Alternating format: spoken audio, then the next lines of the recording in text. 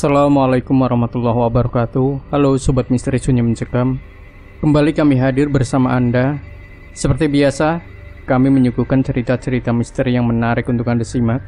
Dan kesempatan kali ini kami masih akan melanjutkan sebuah kisah misteri yang berjudul Sumpah Sebelum Kematian Bagian 3. Pagi ini Desa Danumulyo digegerkan dengan penemuan jasad Mbah Sondo dan kedua anak buahnya yang meninggal dengan keadaan yang mengenaskan di pemakaman desa.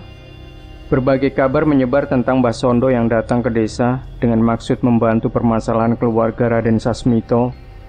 Wajah Pak Rusdi dan Pak Sarjo pucat seketika, sama seperti anak-anak Raden Sasmito yang lain.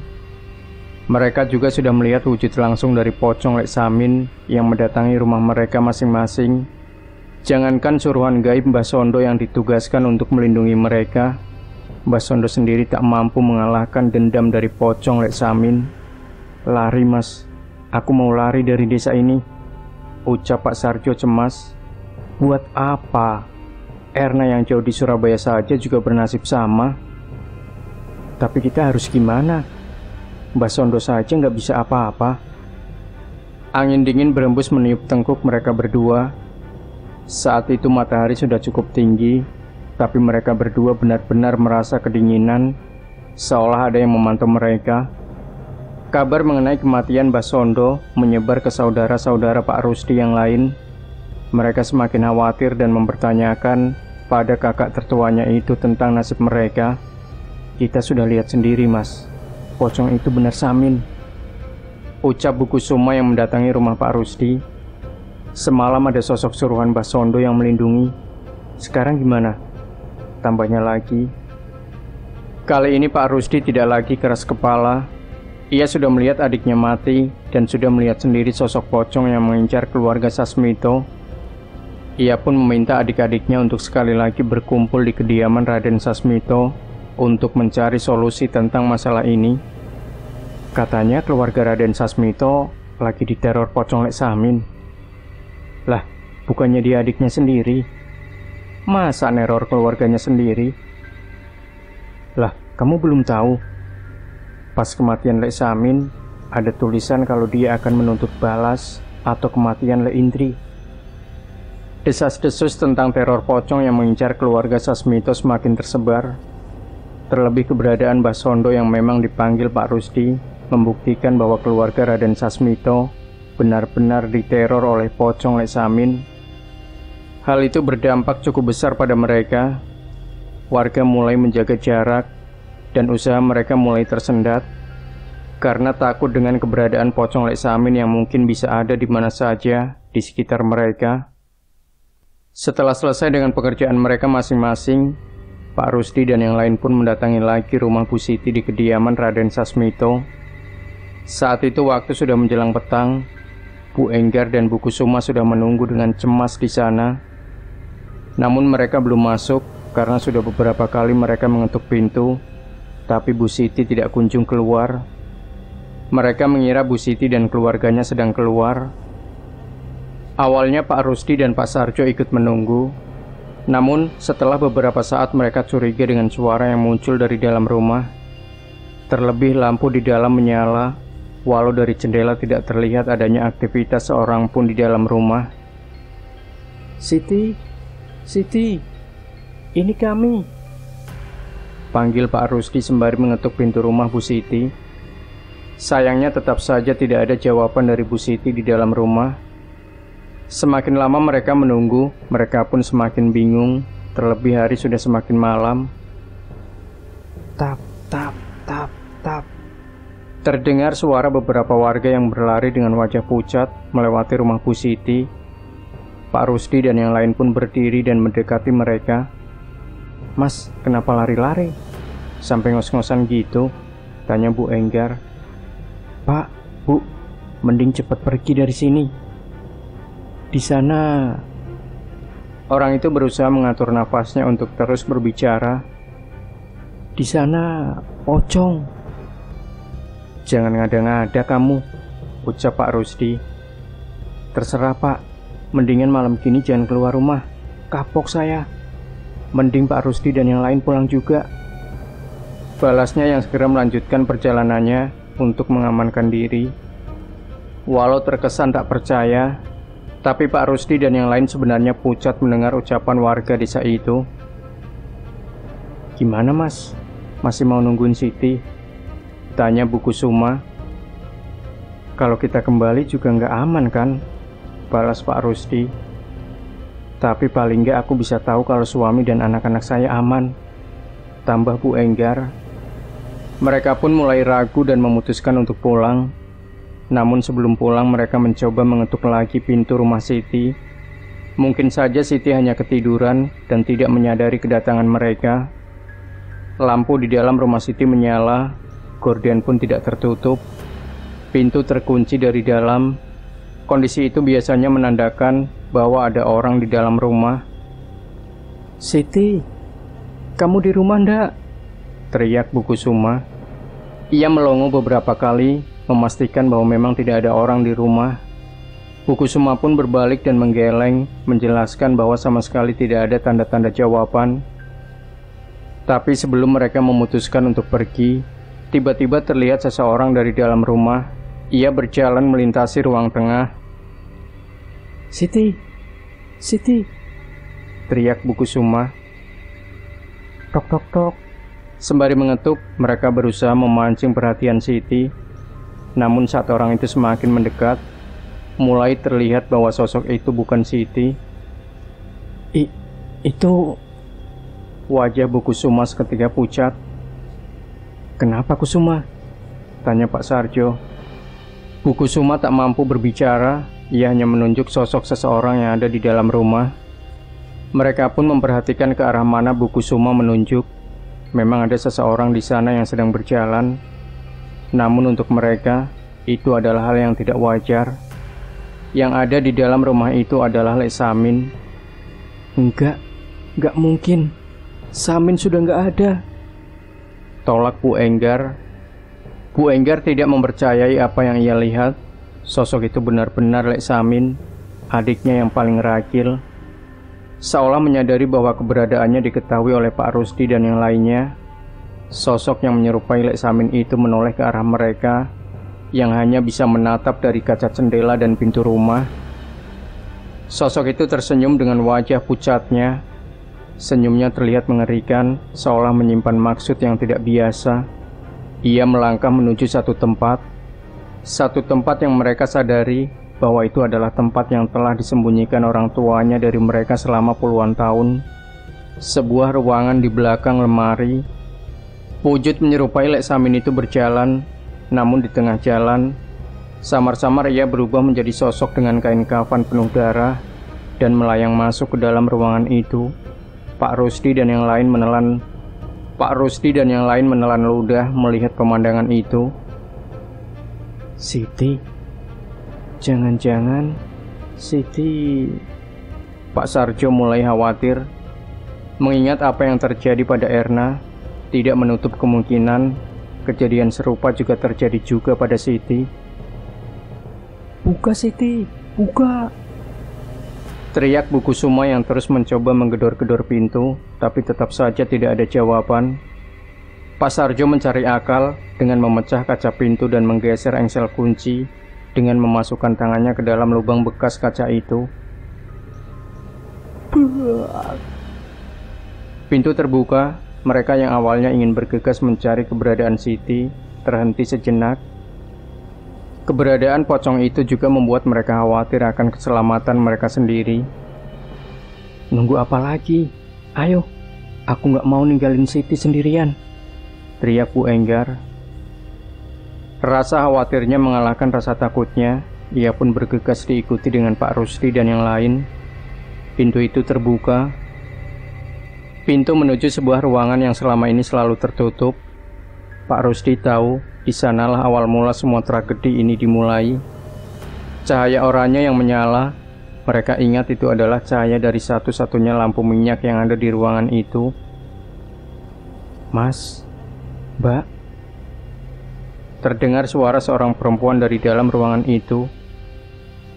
"Siti, itu suara Siti," teriak Pak Sarjo.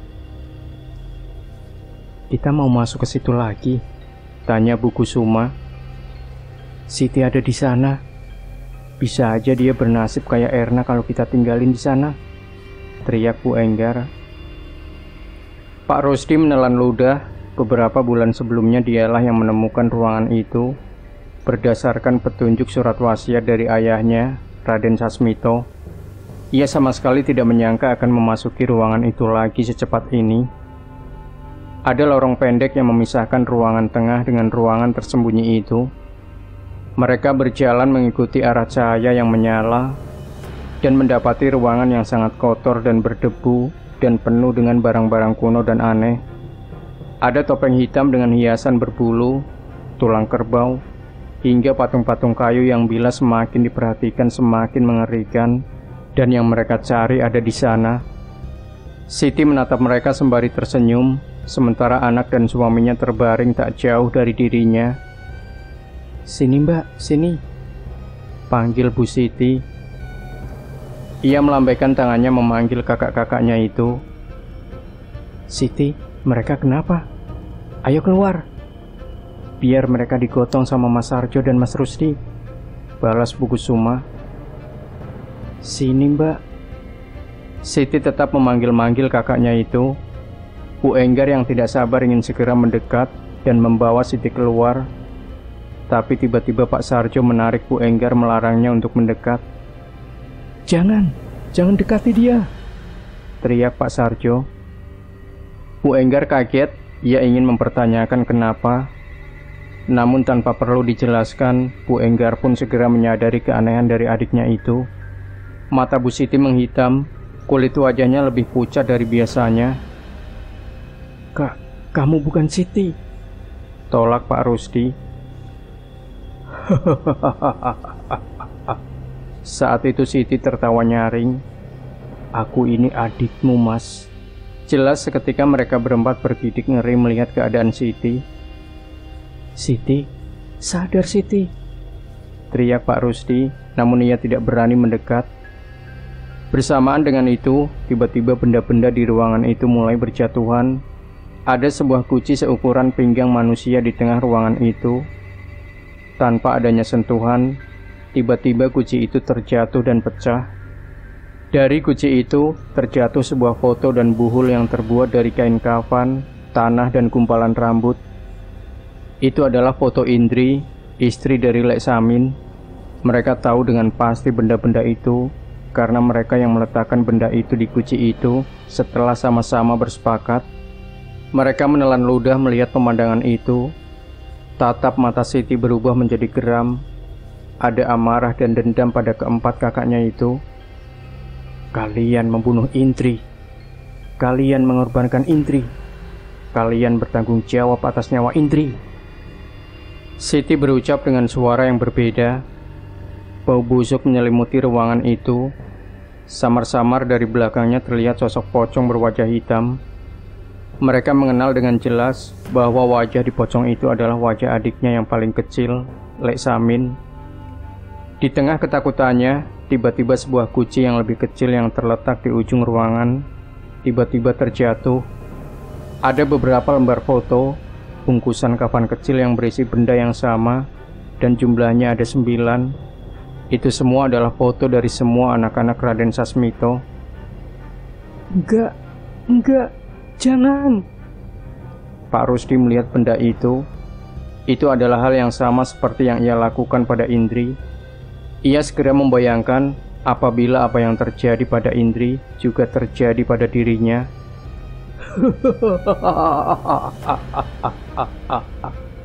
Siti tertawa nyaring lagi, diikuti senyuman mengerikan dari pocong Lek Samin di belakangnya. Tapi tawa itu terhenti seketika saat Siti memutar kepalanya ke belakang dan mematahkan lehernya. Bruk! Tubuh Siti terjatuh di antara tubuh suami dan anaknya. Siti! Teriak Bu Enggar. Pergi dari sini!" teriak Pak Rusdi. Enggar masih menangisi kepergian Siti. Pak Sarjo memaksanya pergi meninggalkan ruangan mengerikan itu yang masih dihuni sosok pocong yang masih belum puas dengan pembalasan dendamnya. Sekuat tenaga mereka lari terbirit-birit meninggalkan rumah yang mereka tinggali saat masih kecil dulu. Saat melewat pintu rumah, seketika lampu di dalam rumah dan sekitar mereka berkedip dengan aneh. Siti. Enggar masih sedih, namun mereka harus terus berlari meninggalkan tempat itu. Tepat saat telah meninggalkan halaman yang dibatasi dengan pagar tanaman, mereka kembali menoleh dan melihat sosok pocong itu kini berada di dalam rumah, menatap mereka dari balik kaca jendela dengan lampu yang terus berkedip. Jantung mereka berdegup kencang melihat pemandangan itu. Mereka pun melanjutkan perjalanan untuk kembali. Namun Pak Sarjo masih ingin mampir ke rumah Pak Kepala Desa untuk melaporkan apa yang mereka lihat di rumah itu. Maaf Pak, kami warga desa sudah tahu dengan apa yang terjadi, ucap Kepala Desa membalas cerita Pak Sarjo. Maksudnya apa Pak? Kami tidak ingin ikut campur dengan permasalahan keluarga Raden Sasmito. Teror pocong Lek Samin saat ini pun sudah sangat merepotkan kami. Wajah Pak Sarjo berubah kesal mendengar pernyataan itu. Tapi itu adik saya Pak. Adik saya mati di sana, teriaknya kesal. Pak Kades menghela nafas. Ia sudah benar-benar bingung dengan tragedi teror pocong Lek Samin di kampungnya itu. Kami akan bantu memeriksa besok saat matahari sudah terbit. Saya tidak mau mengambil resiko selama pocong Lek Samin bergentayangan, balas Pak Kepala Desa. Pak Sarjo tidak mampu berbuat apa-apa lagi. Memang warga desa sudah sangat ketakutan dengan kemunculan pocong Lek Samin. Untuk melapor ke polisian, ia membutuhkan perjalanan yang cukup jauh, dan dalam keadaan ini pasti akan sangat berbahaya. Ya sudah Pak, saya minta tolong bantuannya saja besok Pak. Tolong bantu kami memakamkan jasad adik saya Siti dengan layak, ucapnya. Pasti Pak, kalau untuk membantu memakamkan, kami warga desa pasti akan membantu. Tapi bila harus ikut berurusan dengan pocong itu, kami angkat tangan, jawabnya. Pak Sarjo pun pergi dengan wajah sedih. Ia mengingat bagaimana Siti mati di depan matanya. Namun dalam hati yang terdalam, ia sedikit menyesal. Mengapa ia tidak bersedih dan menyesal seperti ini saat kematian Samin? Saat itu juga ia merasa dirinya benar-benar jahat. Air matanya menetes mengingat apa yang telah ia perbuat. Maafin Mas Yamin, ucapnya dalam perjalanan pulang. Pak Sarjo kembali menuju rumahnya. Sesampainya di rumah, ia melihat lampu rumah sudah menyala, dan ia menyaksikan istri dan anaknya sedang ramai di rumah menonton televisi. Ia tersenyum sedikit bersyukur masih bisa merasakan bahagia bersama keluarganya. Tapi belum sempat ia memasuki rumah, ia merasakan ada yang memperhatikannya dari belakang. Kamu di situ kan, Min? Ucap Pak Sarjo yang benar-benar merasakan kehadiran pocong Lek Samin. Sekarang Mas mengerti seberapa besar dendamu. Mas benar-benar menyesal dan minta maaf. Jika kamu mau bermurah hati, balaskan saja dendamu pada Mas. Tapi tolong lepaskan anak-anak dan kakak iparmu itu. Mendengar ucapan itu, sosok pocong di belakang Pak Sarjo menatap dengan kesal. Baginya ucapannya sangat tidak masuk akal. Kakaknya Sarjo ingin ia mengampuni keluarganya, sementara mereka tidak ingat bagaimana mereka menyiksa Indri istrinya sampai mati dengan mengenaskan. Nah, Sobat Misteri Sunyi Mencekam, cerita ini masih ada satu part lagi yang tidak boleh Anda lewatkan, yaitu bagian keempat, alias bagian terakhir. Jangan lupa berikan komentar Anda, like, share video ini, subscribe channel Sunyi Mencekam, dan nantikan kembali cerita-cerita misteri terbaru dari kami. Wassalamualaikum warahmatullahi wabarakatuh.